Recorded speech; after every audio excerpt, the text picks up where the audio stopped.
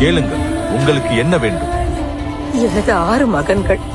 நடக்கவிருக்கும் யுத்தத்தில் ஒருவரையும் இழக்க நான் விரும்பவில்லை. உங்களுக்கு 6 மகன்கள் என்றும் இருந்ததில்லை. மாறாக 5 மகன்கள் மாத்திரமே இருந்தார்கள். யுத்தத்திற்கு பிறகு உங்களுடைய 5 மகன்கள் உயிரோடு இருப்பார்கள் என்று உறுதி அளிக்கிறேன். ஆனால் அர்ஜுனனை தவிர வேறு யாரையும் கொல்ல மாட்டேன். இந்த யுத்தம் முடியும் போது ஒன்று அர்ஜுனன் இருப்பான் அல்லது நான் இருப்பேன்.